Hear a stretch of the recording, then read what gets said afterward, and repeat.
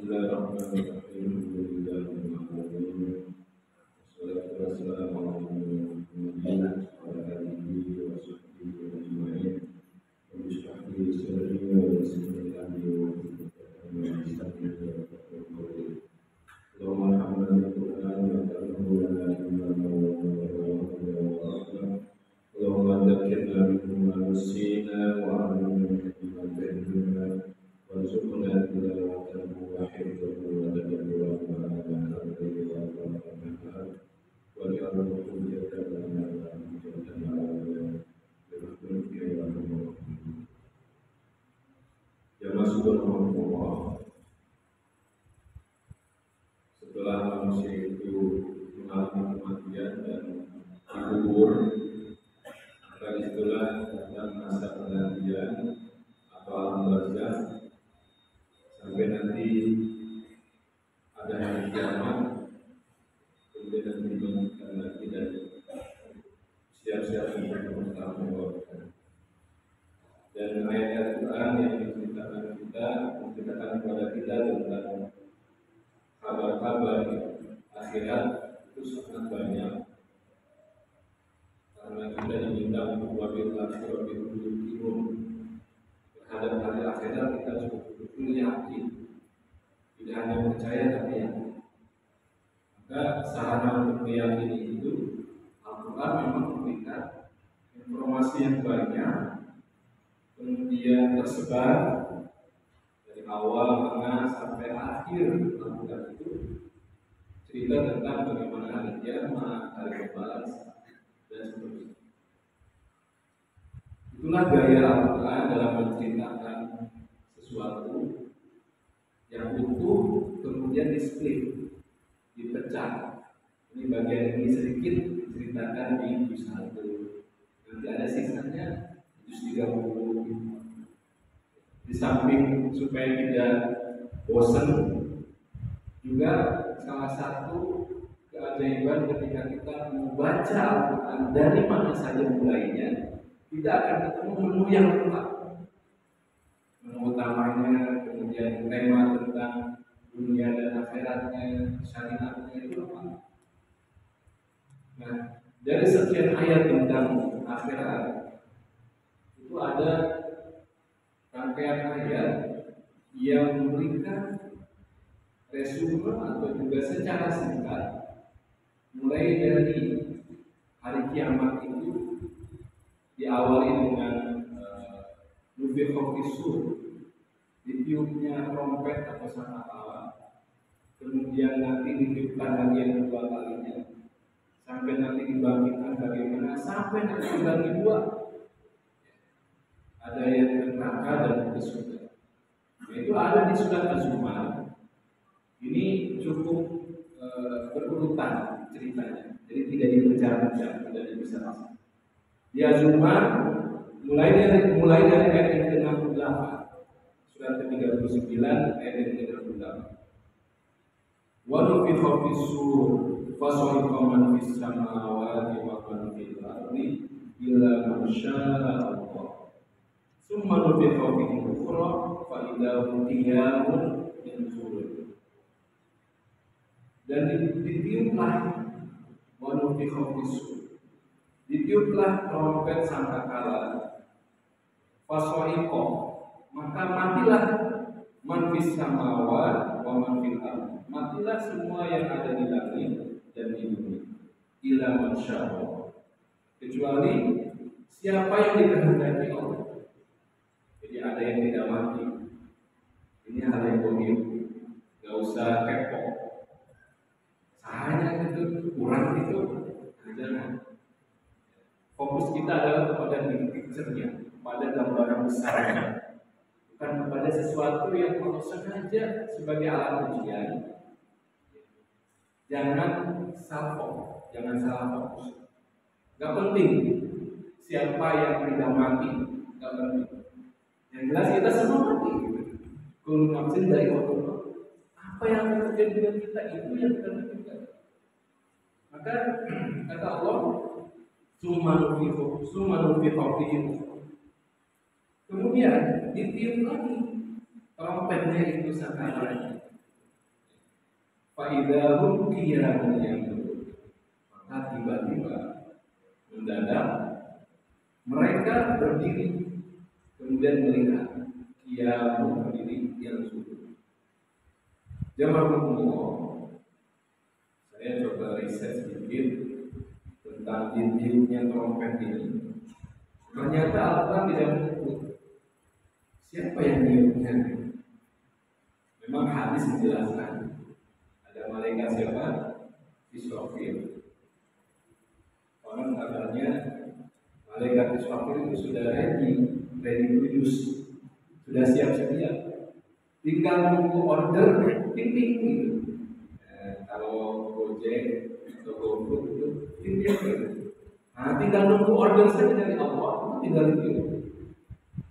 Tapi dari sekian banyak ada 10 ayat yang menceritakan peniupan trompet ini oleh malaikat Israfil. Ada 10 ayat. Tetapi semua ayat ini menggunakan kata kerja pasif.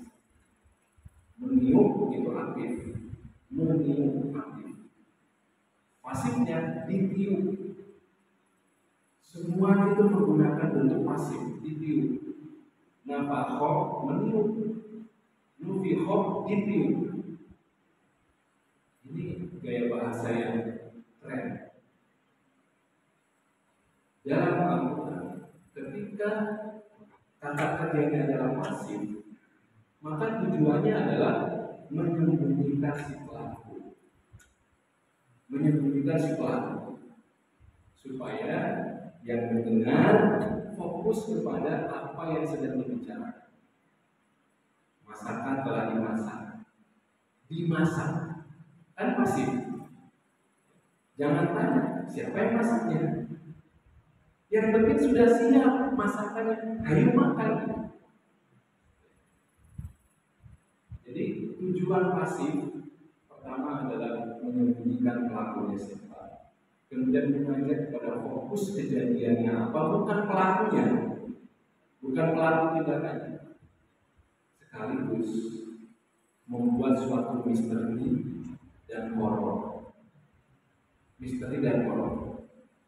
Meskipun kita tahu siapa yang meniupnya itu, kita tahu.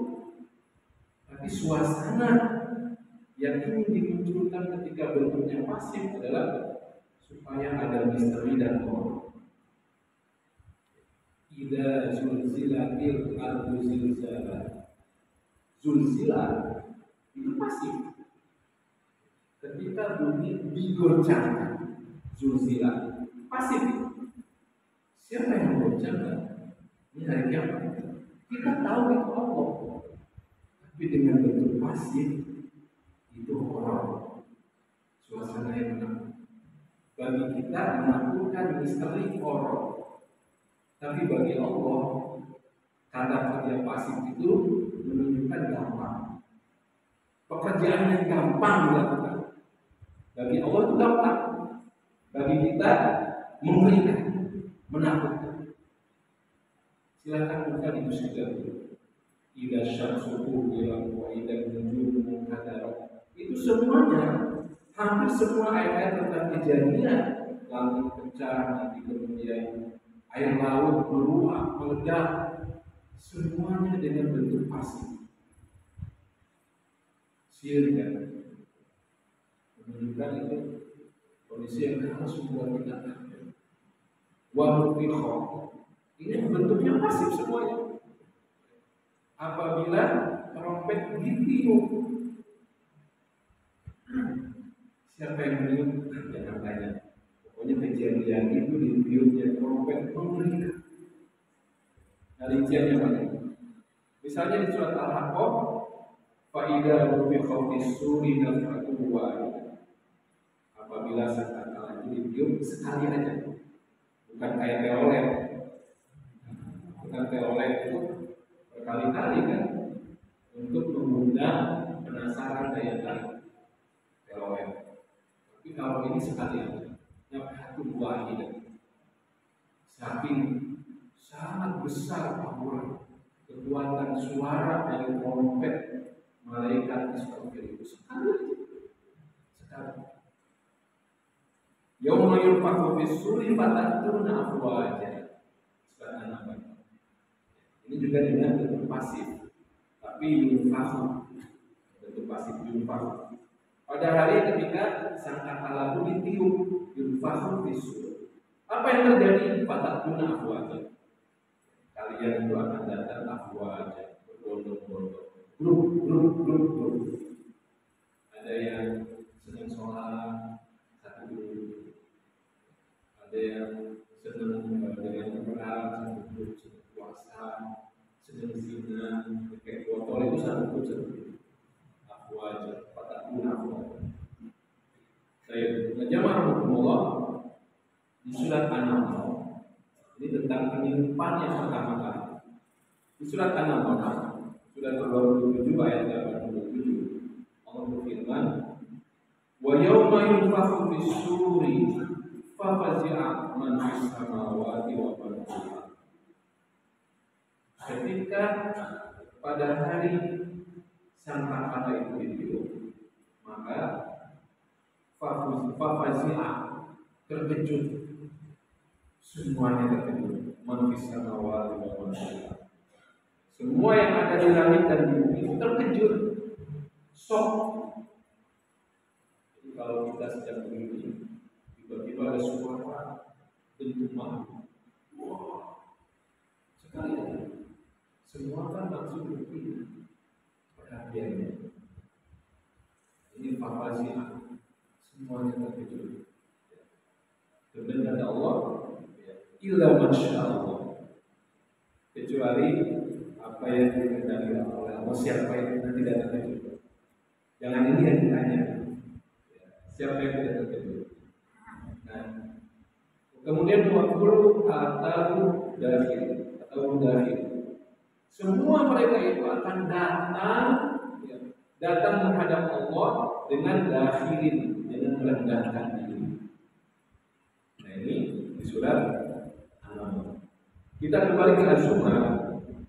Di Az-Zumar, setelah ditiup sangkakala yang pertama ini, fasoiko mati.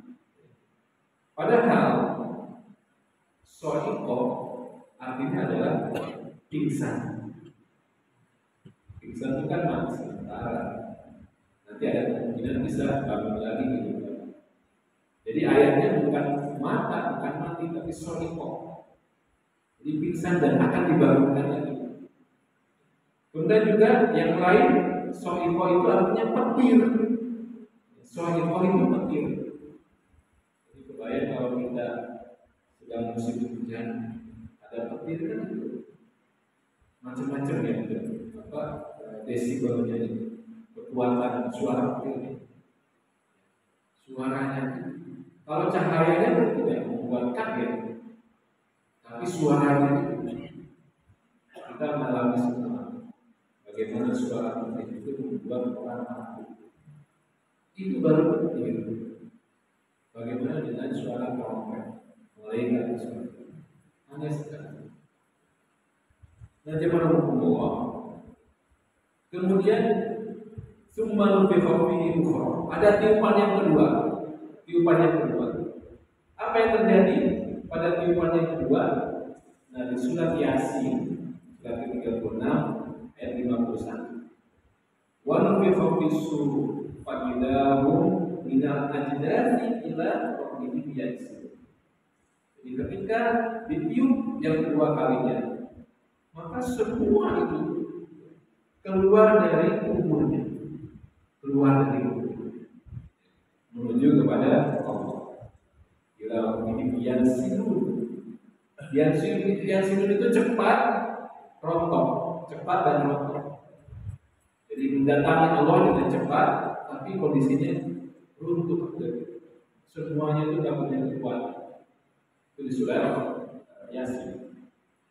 Kemudian ketika dibangkitkan ada juga gambaran bagaimana orang itu bangkit dengan wajah yang beda-beda. Dan wajah itu sudah menunjukkan selamat atau binasa. Wajah ketika dibangkitkan itu menunjukkan selamat atau binasa. Di di surat Thaha, surat ke-20 ayat 102. Surat Thaha. Yauma yunfakhu fis-suri wa nahsyurul mujrimina yawma idzin zurqa. Pada hari serta kala ditiup yang kedua kalinya, kami kumpulkan orang-orang yang berdosa dengan wajah yang zurqa, biru, wajahnya biru. Ada juga yang menunjukkan matanya biru. Saya memikirkan kenapa harus warnanya biru. Pertama, memang tidak ada kulitnya biru ya manusia. Tidak ada, sawo matang ada, sawo busuk ada, yang gelap ada. Tapi yang biru tidak ada. Biru itu menunjukkan kalau orang kena pukulan itu kan lebam biru. Kalau orang itu mati kan membiru. Atau kehabisan cairan, dia juga akan biru. Orang kena serangan jantung itu juga membiru. Jadi itu sudah menggambarkan bagaimana yang akan dilewati oleh manusia yang berwajah biru ini. Dia akan celaka. Ini hanya satu aja di surat Thaha. Sedangkan di ayat yang lain, ya, Allah sebutkan faida nufikha fis-suri fala ansaba bainahum yawma idzin wa la yatasaalu. Ketika ditiup yang kedua kalinya, maka nasab itu pertalian keluarga, pertalian darah keluarga itu putus. Tidak ada lagi ayah, anak, istri, suami, enggak. Putus semuanya pada hari kiamat. Bahkan mereka la yatasaalu, tidak saling bertanya, tidak saling bertanya. Bapak Ibu, kalau ada konflik, ada keributan di rumah tangga, biasanya diam-diam, la yatasaalu. Juga dengan siapapun, dengan tetangga, dengan siapapun yang sedang ada konflik masalah, la yatasaalu, tidak saling bertanya, tidak saling ngobrol. Makanya rumah tangga yang baik itu banyak ngobrol, jadi pahala. Karena nanti nggak ada lagi ngobrol, nggak ada lagi salingnya. Diundang berganti nggak datang, itu la yatasaalu, putus hubungannya. Diajak ngegoes tapi nggak mau ya. Baik, terus. Kemudian jemaah Allah juga di surat Abasa juz 30.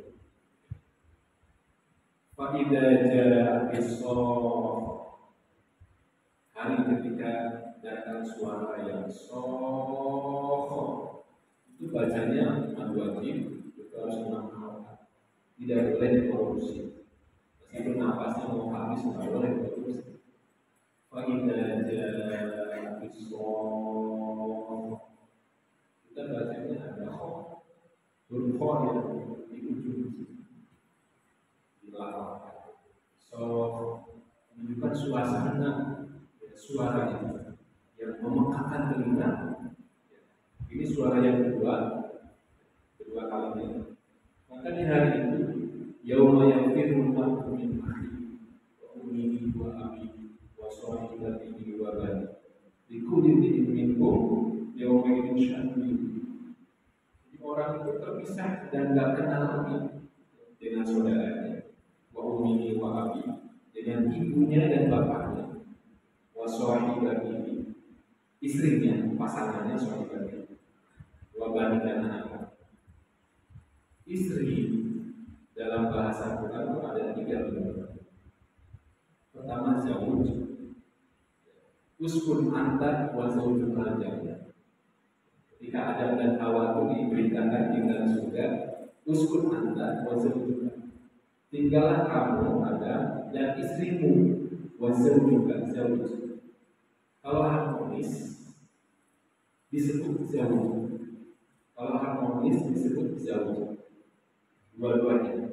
Rasulullah dengan para istrinya harmonis, panggilannya zawj. Itu satu. Yang kedua, menggunakan imro'ah. Imro'ah juga istri, tapi ada gap ketimpangan. Apakah kesolehan, ya, imro'ata Fir'aun. Istrinya Fir'aun disebut imro'at Fir'aun, bukan zawju Fir'aun.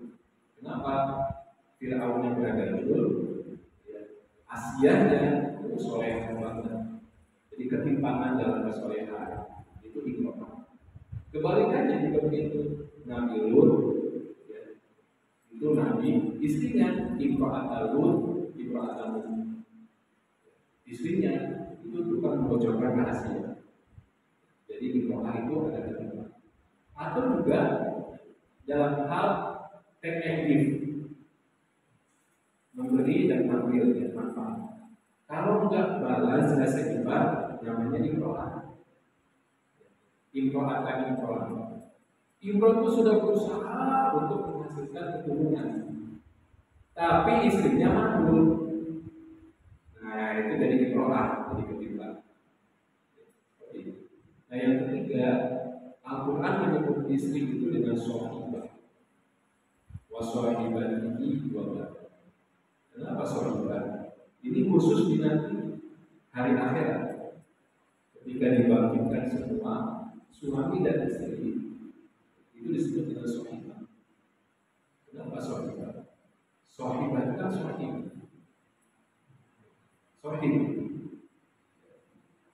Jadi hanya statusnya aja sebagai istri, tapi nggak ada tuh kata cinta, sohibah bukan ya, nggak ada lebih jauh hubungannya, hanya begitu aja.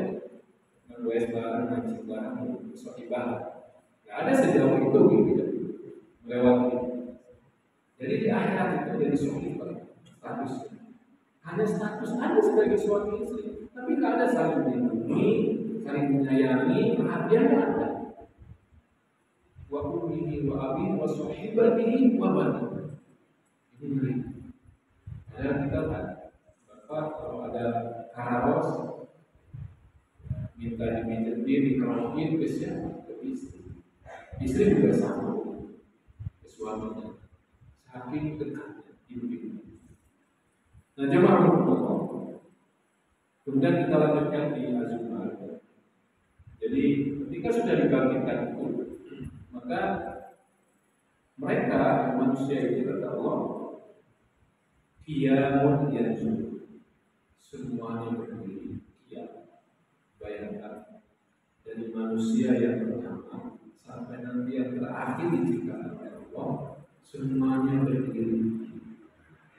Kalau bapak misalnya datang ke GBK, stadion GBK, misalnya bapak mau ngomong gitu, aksi sesuatu, apakah jadi MC, apakah nyanyi, apapun, kasih sambutan.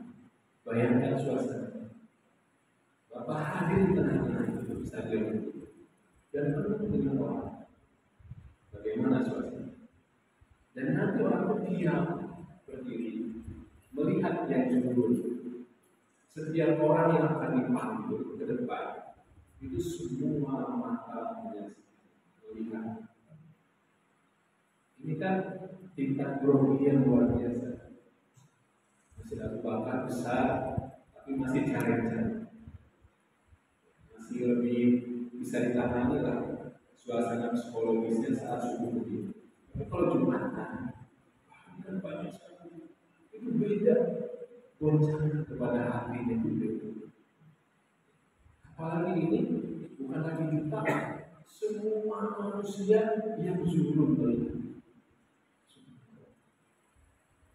Kemudian ayatnya mengatakan, Az-Zumar ayat berikutnya, wa asyraqatil ardu bi nuri rabbina.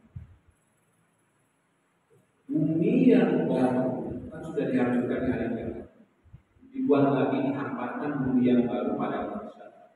Tidak ada gunung-gunung, tidak ada, semuanya flat, tidak ada. Kan kalau kita berada di suasana alam yang gitu, kita kan merasa kecil, dan kecil seperti menakutkan, suasana yang datar. Sepanjang kita memandang itu datar, nggak ada kombinasi tinggi rendah. Makanya indah sekali kan pandangan kita, ada lembah, ada bukit, ada gunung, ada laut. Nabi itu semuanya datang. Ya.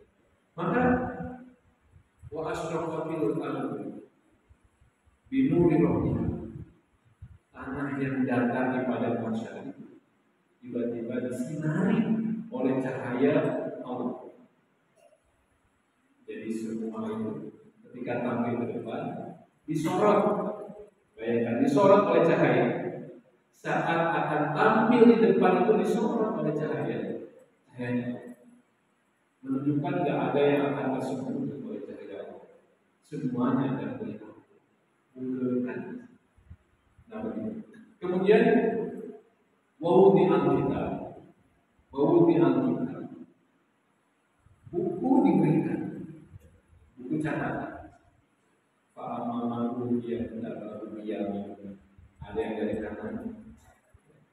Wa'amamahu dia tidak berbiang, ada dari kiri.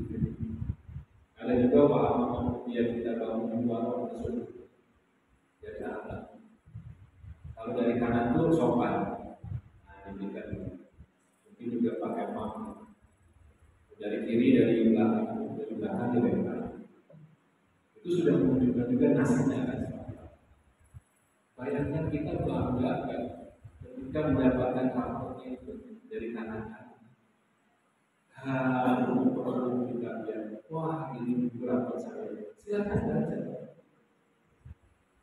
baca oleh bangga, bahagia.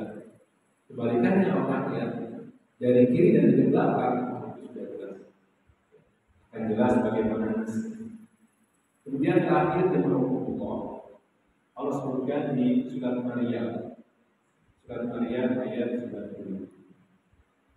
Wa qul atihi yawmal qiyamati fardan. Dan mereka semua, setiap orang